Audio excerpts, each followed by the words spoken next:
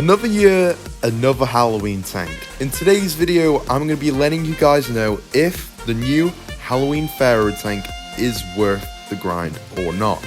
So stick around guys, let's jump right into the video. Before you say, yes, I am late. I am late to the event and I know what happened and I'll explain it all to you.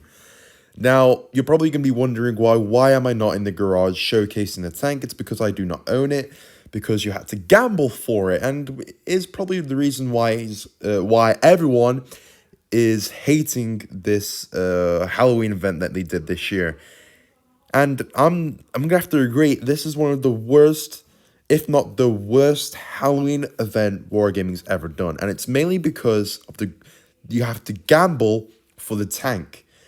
Now, yes, you did have those things where if you unlocked them, go into battles, then you would have higher drop chance to get the Pharaoh.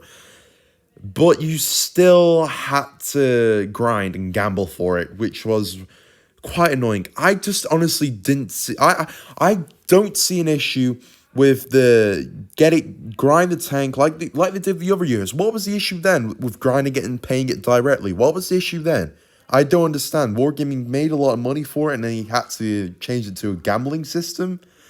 No, this year it really sucked, guys. It really did suck. Now I can't really showcase the armor profile on the Pharaoh because the Blitzhanger does not have it yet, which Wargaming needs to sort out. But apart from that, I'm just going to sum it down to you. The armor is not good. It's an autoloader, not the best of DPM, and it's a pretty meh tank, if not pretty trash at that. But yeah, enough talk. That's what's been going on. The Pharaoh, it's not worth the money.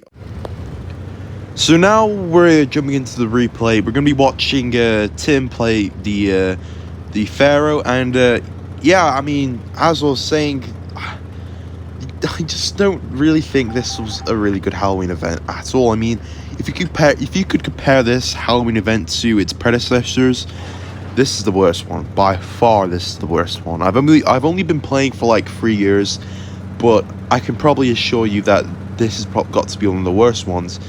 And not only is you have to get the crates to get the tank, and then you've got to also get the camouflage. It's just really not worth it at all. It is one of the worst Halloween events I've ever seen.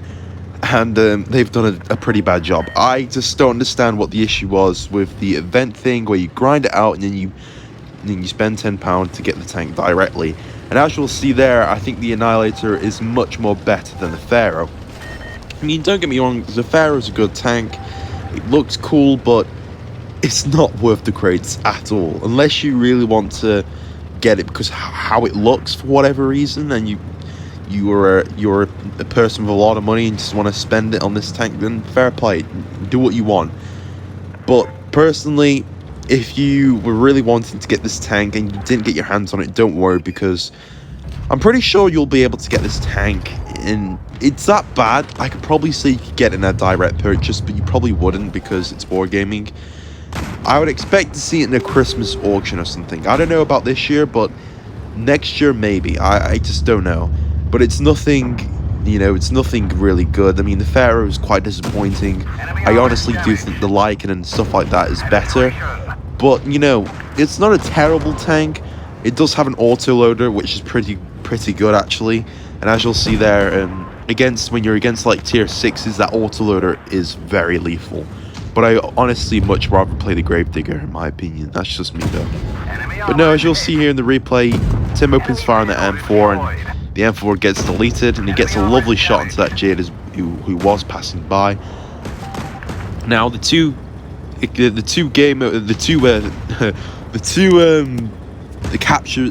B and C, I can't really think of the name, have been captured. Now his team are winning on cap points, but as you'll see in the replay, his team are starting to die. They are starting to die, and Tim's got to try and carry this, which will be very hard because they do have a good Annihilator here, which does take out the T-34, leaving it to a 4 versus 2, which is a very hard situation, but now it goes on to a 2 versus 3. Now, the Annihilator, you're going to see here that the turret on the Pharaoh is absolutely terrible. And as you'll see there, Annihilator, no problem, penetration in turret, and that's it. It's just really not worth it at all. I think the Pharaoh, it's just disappointing. It is really disappointing. I mean, look at that. Look at the Annihilator compared to that.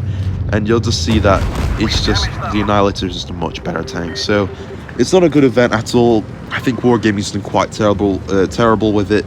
I do think there's been better Halloween events with the Tankenstein, the Gravedigger, even the Annihilator, or the Titan HM, which was a terrible one, is actually better than the Pharaoh, and it's just really not worth it.